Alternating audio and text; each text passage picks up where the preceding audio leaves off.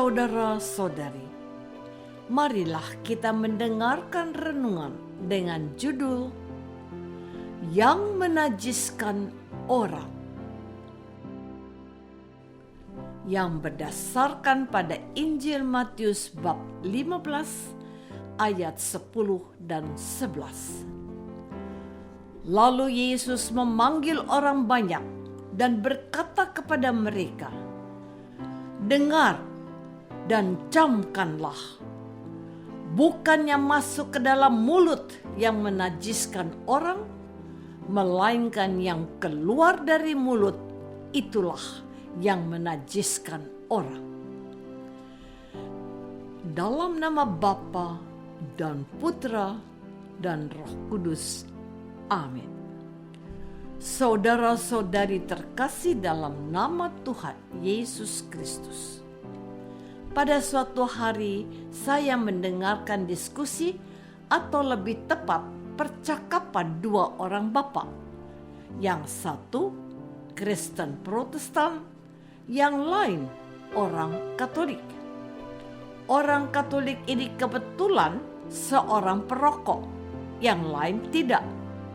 Orang yang tidak merokok itu berkata, "Jangan merokok sebab Anda sedang mengotori bait Allah, yaitu tubuhmu."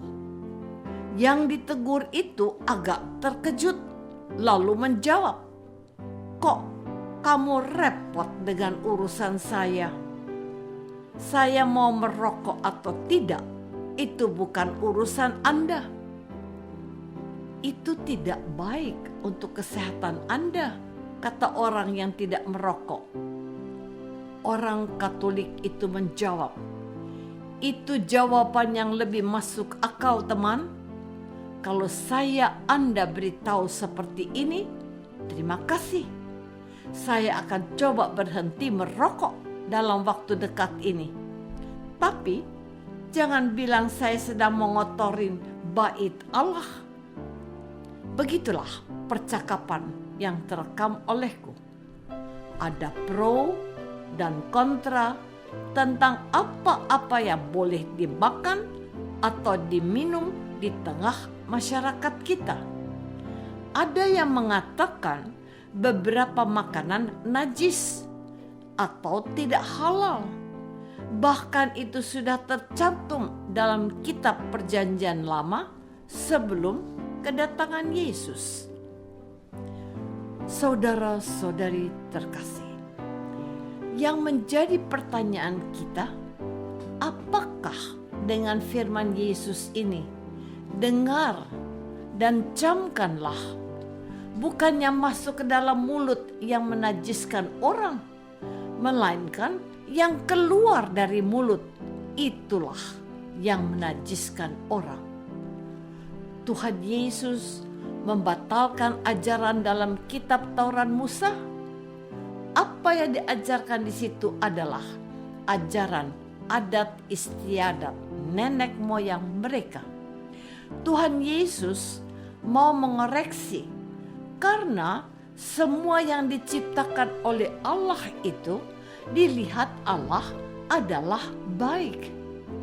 Manusia boleh memakannya kecuali buah yang ada di tengah Taman Eden.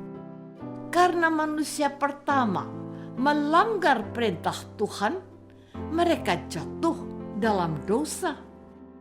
Pelanggaran terhadap perintah Tuhan itulah yang menajiskan mereka. Inilah penjelasannya. Tidak tahukah kamu bahwa segala sesuatu yang masuk ke dalam mulut turun ke dalam perut, lalu dibuang di jamban?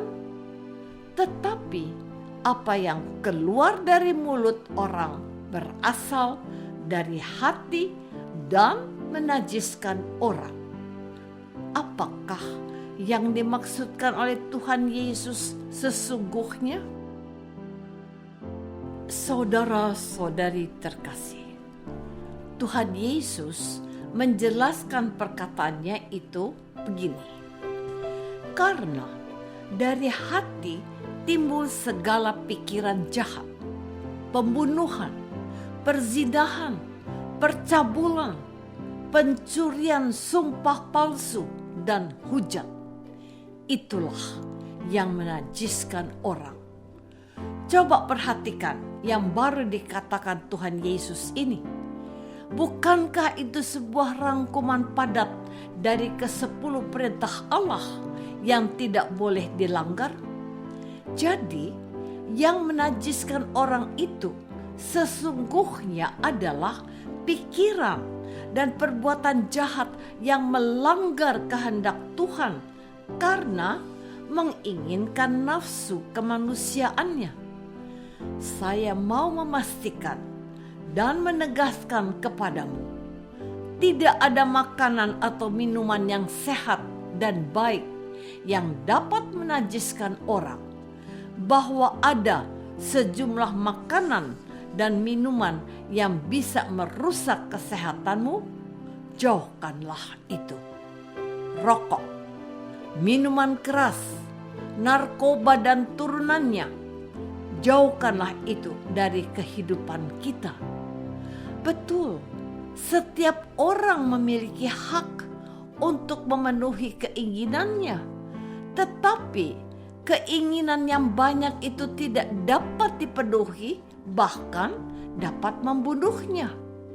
Yang kita makan dan minum itu bukan semuanya, tetapi secukupnya.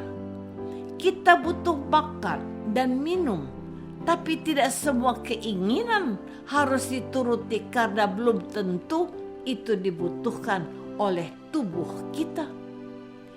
Tuhan Yesus sedang mengingatkan kita untuk menata hidup kita dengan pikiran dan perbuatan yang baik dan berkenan kepada Allah. Bukan soal makan dan soal boleh minum ini atau itu yang menjadi fokusnya, tetapi setiap orang harus menata hatinya sesuai firman Tuhan agar tidak menajiskan hidup dan ketakwaannya kepada Tuhan. Saudara-saudari terkasih, ada 2 pesan yang mau disampaikan oleh Tuhan Yesus untuk kita pada hari ini. Pertama, bahwa makan dan minum itu adalah berkat yang diberikan oleh Tuhan untuk kesejahteraan manusia. Kita harus mensyukurinya dan menerimanya dengan bijak untuk kesejahteraan kita. Makan dan minumlah yang dibutuhkan tubuh kita supaya kita hidup sehat dan dapat bersyukur kepada Allah. Yang kedua, hanya orang yang hidup penuh syukur dalam keadaan sehat dapat menerima didikan Tuhan dan perintah-perintahnya serta hidup sebagai manusia yang taat kepadanya. Hanya dengan cara hidup seperti itu, kita menjadi pengikut Tuhan yang baik dan kudus. Sebab untuk itulah kita telah dipanggil. Kita harus menguduskan tubuh, roh, dan jiwa kita. Jangan menajiskannya. Hendaklah kamu kudus sebab Bapamu yang di surga adalah kudus. Matius bab 5 ayat 48. Marilah kita mensyukuri setiap karunia Tuhan yang berupa makanan dan minuman sesuai yang kita butuhkan. Marilah kita menguduskan hidup kita dengan menaati perintah-perintahnya. Apakah aku sudah mensyukuri berkat Tuhan hari ini dan taat pada kehendak-Nya? Marilah kita berdoa. Bapa yang Maha Baik, terima kasih untuk makanan dan minuman kami setiap hari. Bantulah kami untuk hari dan menikmatinya penuh syukur. bantulah kami juga untuk menaati perintah-perintah-Mu demi Kristus, Tuhan dan pengantara kami. Amin. Semoga kita semua selalu dinaungi dan dibimbing oleh berkat Allah yang Maha Kuasa, Bapa dan Putra dan Roh Kudus.